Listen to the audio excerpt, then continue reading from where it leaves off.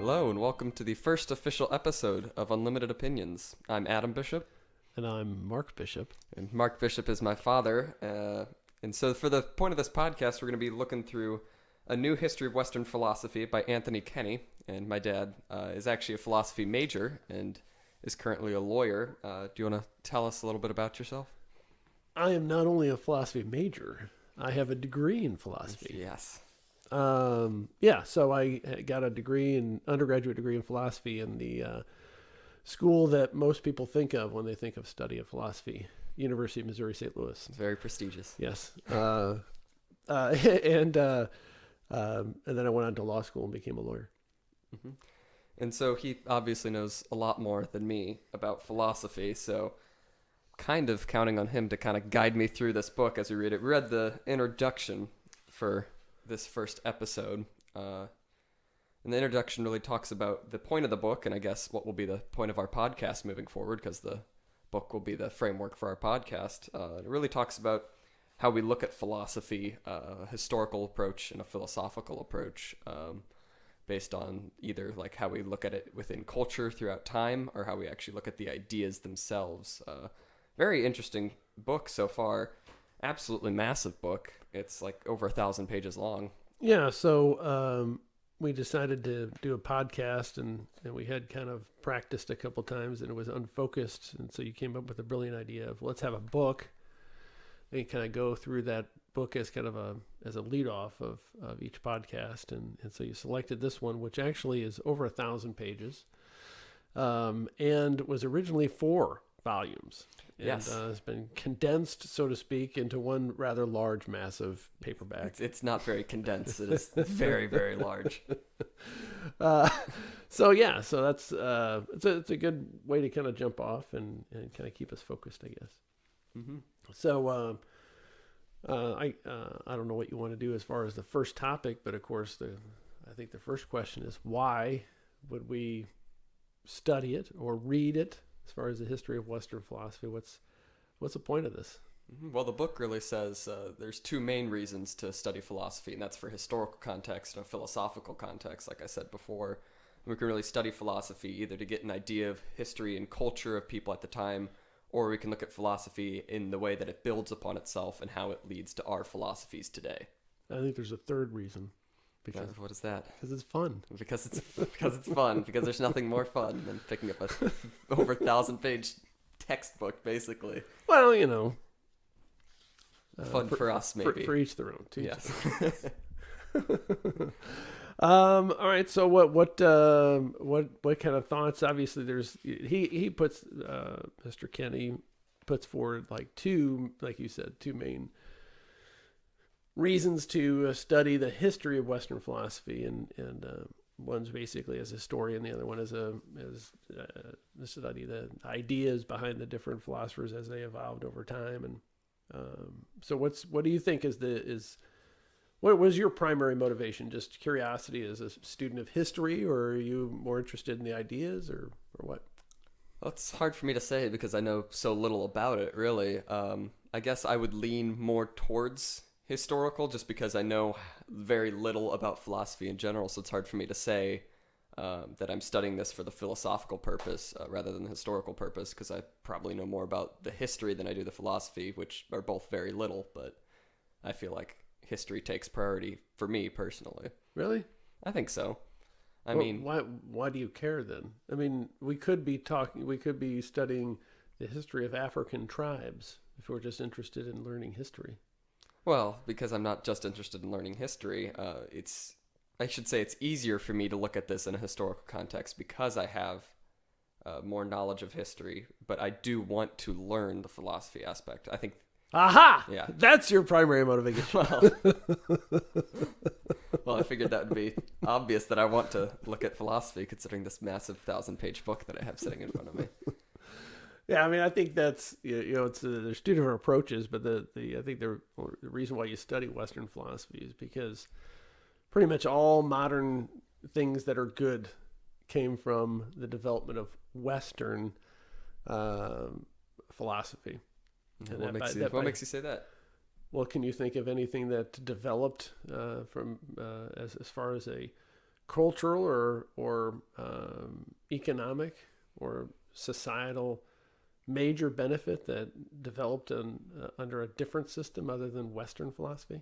Well, I can't Like think European? of any, but like I said, I know very little about philosophy in general. So Well, I mean, there's other, there's Eastern thought, and Mm-hmm. the Chinese, because that brought us the golden gift of Mao Zedong and Chinese communism. That's been a great boon to society in the 20th century. Yeah, it's been wonderful.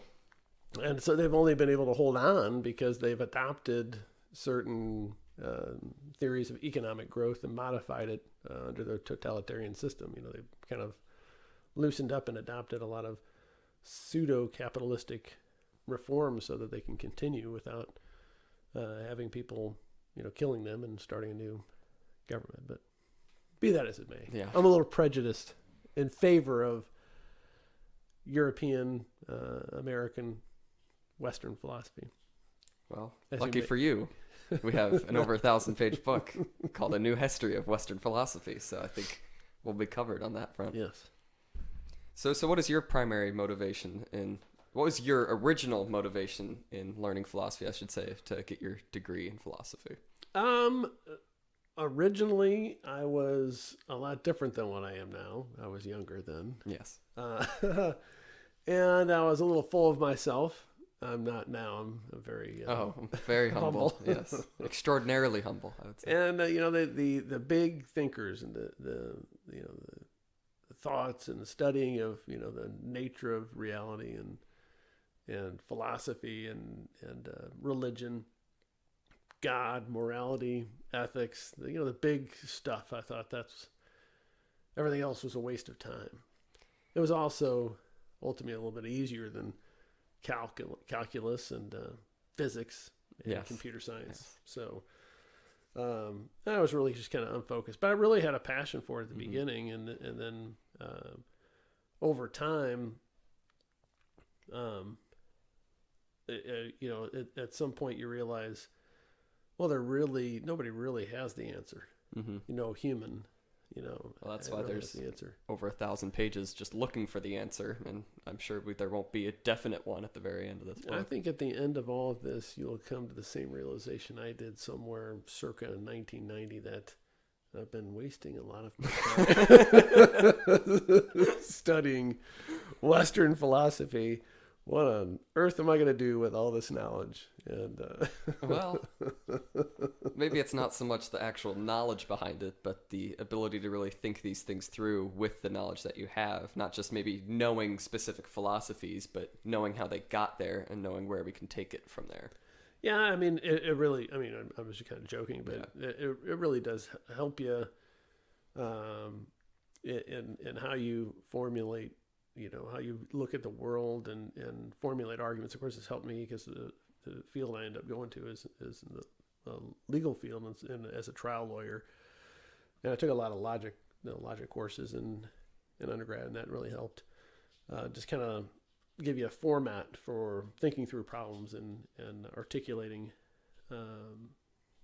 arguments and trying to convince people, of what your position is. And so it was beneficial. It wasn't a complete waste of time, but at some point I got kind of cynical about it because it's like, okay, well, we can study these things at the end of the time and never come to a definitive conclusion. Of course, Mr. Kenny actually talks about that. I mean, some of the things, the concepts over time that were the study of philosophy kind of, once they were established, became science and biology and medicine. This started off as more a philosophical discussion, a theoretical discussion. And so it still has value. And even in, especially in the medical field, ethics and as the science moves forward, and even like the computer science, the ethics of artificial intelligence. I mean, and implications for all of us going forward and for society. It's an interesting study. And if you don't have that kind of foundation of how the different philosophers consider the main theories, you're kind of left adrift, and you're really trying to recreate the philosophy that they've already kind of come upon and studied, and then a subsequent philosopher said, well, there's a hole in that theory, and then it develops over time. And if you don't study the philosophers of the past, you end up taking a long time just trying to, you figure out, well, wait, maybe we should look at these and study the form of something or some topic, and before you know it, you've rediscovered Plato. Yeah.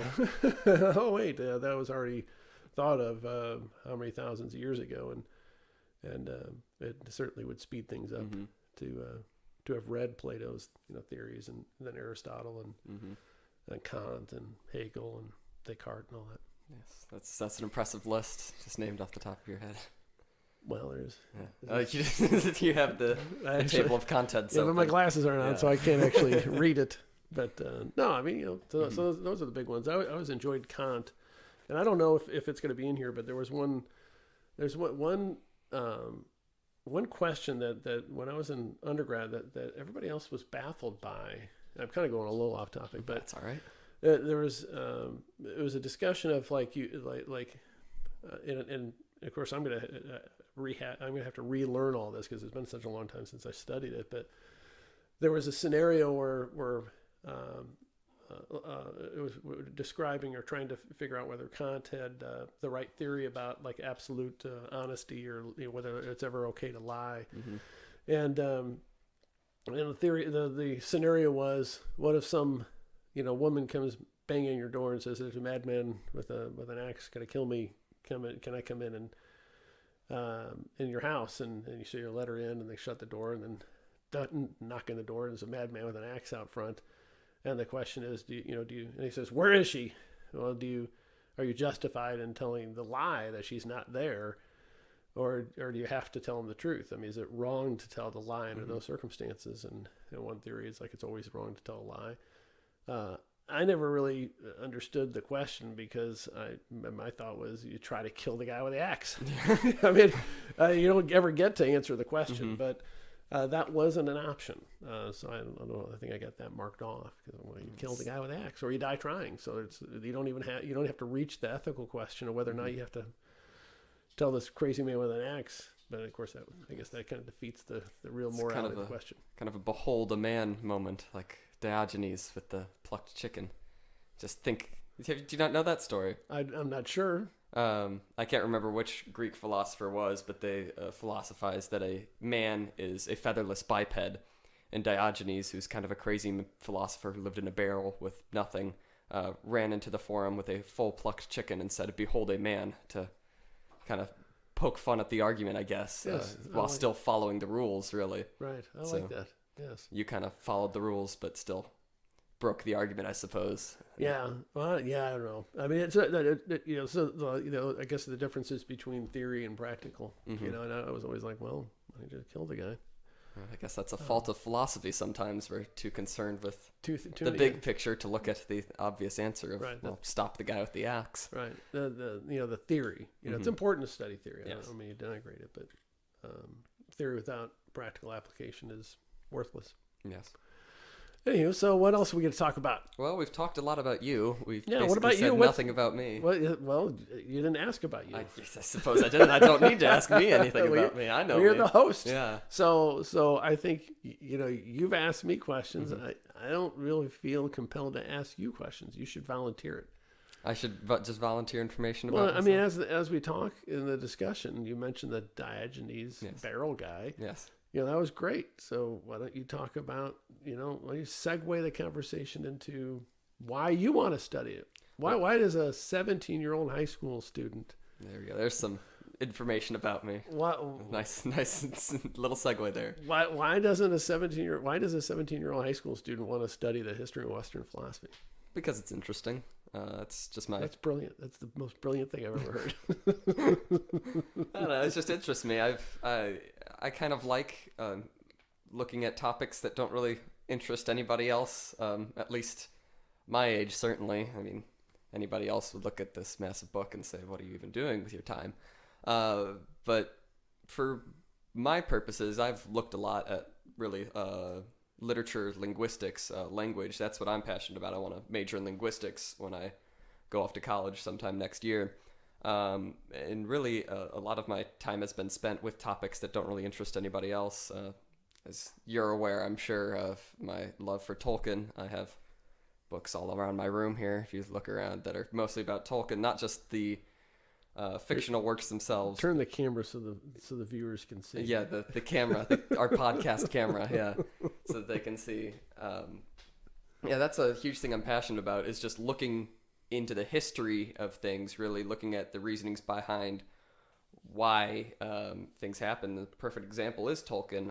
Not only have I read, The Hobbit, Lord of the Rings, Silmarillion, all that stuff, I have the full History of Middle-earth series over there discussing why he wrote what he did and all of the past formats behind it. And I guess that's a decent analogy of philosophy, I guess. Really, we have the final product here. Well, the almost final product, or incomplete product, because we don't really have a full answer, but we can look at the steps taken to get there. We can look at what different philosophers built upon, and look towards what we can build upon in the future.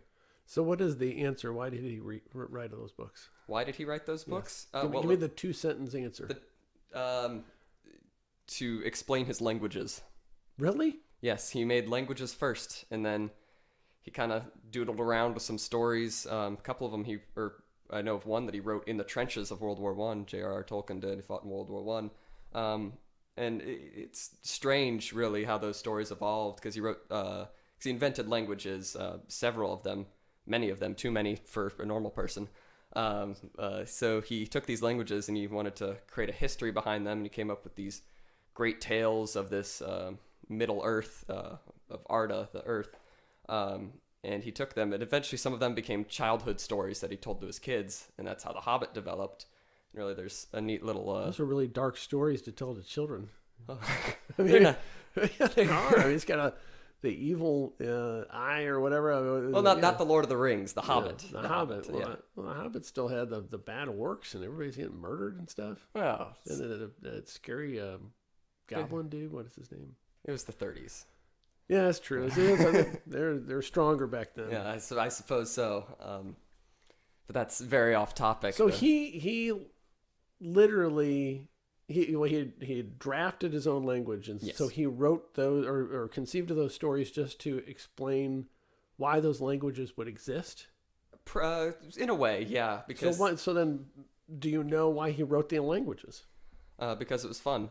He talks about language, really. I've read his biography by Humphrey Carpenter, and Carpenter really talks about how he viewed a language, and he wrote about this in some of his letters. And he viewed it as an art form, really, and he looked at it the same way that we would look at music or at like the visual arts, paintings and stuff, and he could see like the beauty behind it and how it got to be where it is today. Like another metaphor for philosophy, I guess, if we want to go that way. How it builds upon itself, how it affects people in their lives.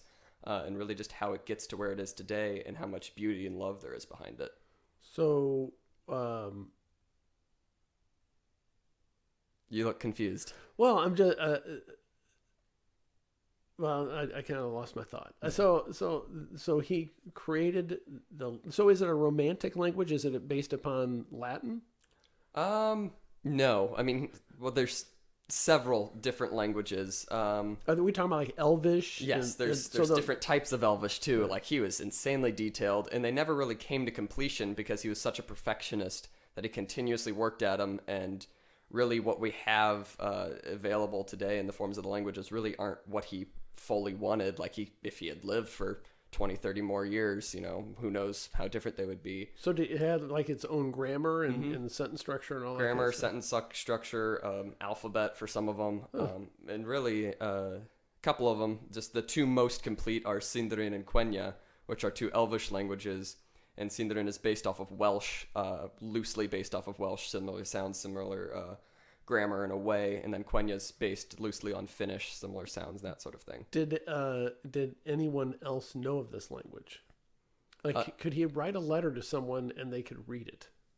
I don't know. That's an interesting question. Probably not. Then, boy, that's really fascinating because it's so pointless. Because music you can play for someone. Creating your own language that no one can read, that is an interesting concept. It's even more in-depth question of the point of doing that. Like if a tree falls in the forest and it was there, does it make a sound? Well, if you write a letter in a foreign language, have you really written a letter? I mean, no one else can read it. You've written a letter to yourself. Well, I suppose you just have to find more people who look at it the same way that you do. You know, if you go up and speak the language in front of a crowd, you'd have to find the same people who view it as an art and really appreciate the work that you put into it. Even if they don't fully understand the language, they can understand the love and beauty that you put into it. Fascinating. Mm-hmm. I wonder if someone who is Pentecostal could speak in tongues, and that tongue can be Enya or whatever the Quenya. Quenya. Enya is a band from the 80s, I believe. Enya. Yeah, well, actually, it's weird that you mentioned that because Enya has a song on the Lord of the Rings soundtrack. Yeah, at the end of the Fellowship of the Ring. Fascinating. Yeah, we really got tied that all in. Yeah, I know. We really went full circle. That was impressive. So basically, you're telling the audience that you have a habit of studying pointless subjects. Yes. That is. I guess that's where I've gone with that. So that's interesting. So it's just kind of like the study that the creating the language would be like an art form. Mm-hmm. I've never even considered that. That's not even just the creation of language, but just language as a whole. To study it and to study all the history behind it. He viewed that as really an art form. Mm-hmm. I can see that. Yeah, it's interesting. Mm-hmm. So philosophy kind of ties into that because you have to use language and the structure. And I think a lot of the early debates and discussions between the early philosophers was a lot of semantics, a lot of arguing about language and how you describe things, and kind of got tied up in their discussions. But I guess we'll get into that as we read further into this book. But that's really why I want to study linguistics when I go to college, because it is so fundamental in every aspect of society. Basically, think of an issue that doesn't have anything related to language within it. You can't do anything without language, and I think it's something truly unique about humans. It's almost what makes humans human in their ability to communicate ideas that are like beyond our understanding, really. Like these philosophical questions, like we can pose questions that we don't know the answer to through language, really. Just like we can express, what we don't know, really. Yeah, and you've picked a good time to study because politically, with the changing language, where the left primarily is using language to control ideas and control actions by what is permissible, what you can say, what you can't say. So they control the words and and they're changing the words, the meaning of words, which they've always done in modern communist and socialist countries. It's interesting how they keep doing it. And so you've picked an interesting and a dangerous time to study language. That really is what I'm talking about, how it affects every aspect of society.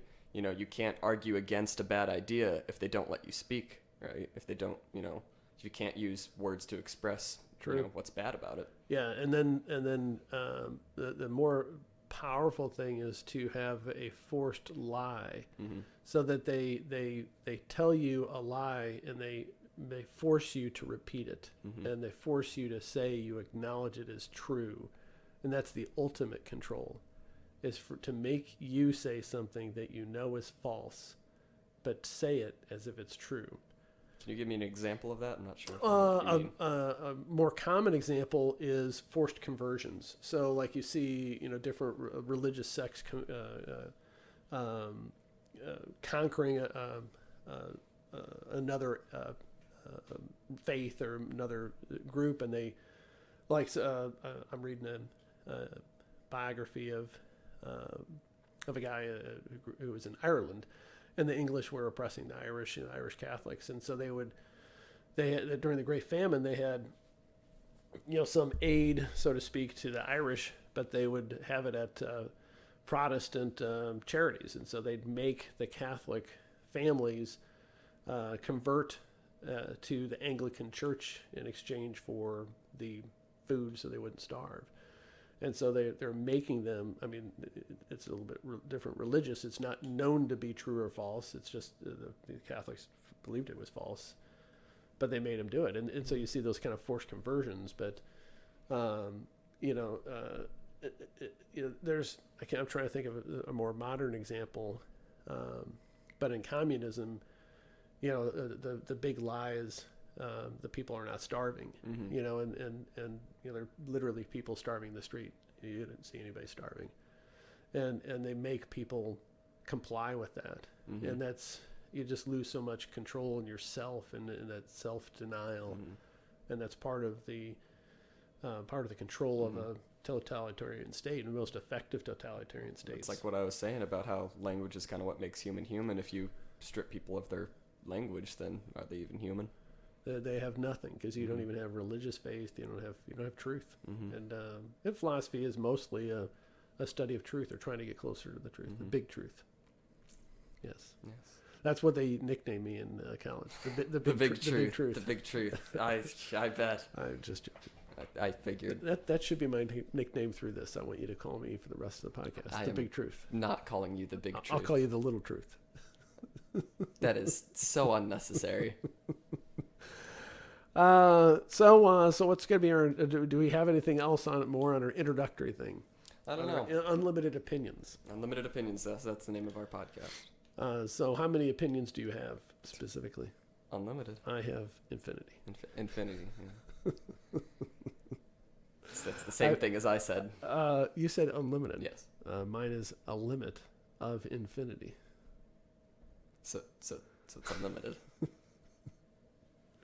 I don't know. Is infinity unlimited? I mean, I would assume so. 'Cause, I mean, I think. Can you have more than an infinity? I don't know. That's I mean, mathematically, the question for there are math equations where you teacher. have infinity plus one, or Yeah. But I don't know. I think that's a topic for later. Okay. Maybe even, we're going into math next time we record with beginnings, Pythagoras to Plato. So we have something to look forward to with Pythagoras. I hope there's discussions of triangles. I assume there will be. All right. Should we go ahead and wrap up this episode, I suppose? Yes. All right. Well, Should we end with a song? No. that is the last thing I think people would want to hear. We need to have some introductory music. Oh, I'm sure there will be. You're going to add Yes, that? I'm sure Okay. whatever listeners we have already heard it. Oh. Well, because Now if wait we a had- second. Yes, How could they have already heard it if it hasn't been done yet? because this is pre-recorded. They're not listening to this live. Does this answer your question? You've confused me. Okay, I'm sorry. It's the magic of editing. Okay. All right. Well, I've been Adam Bishop.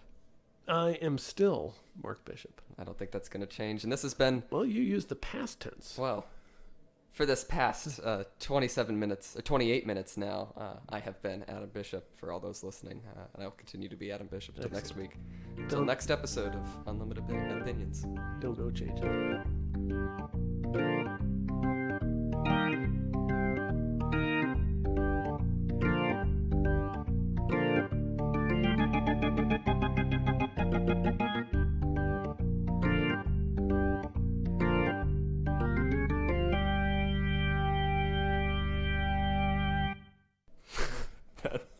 That is not how we're ending this.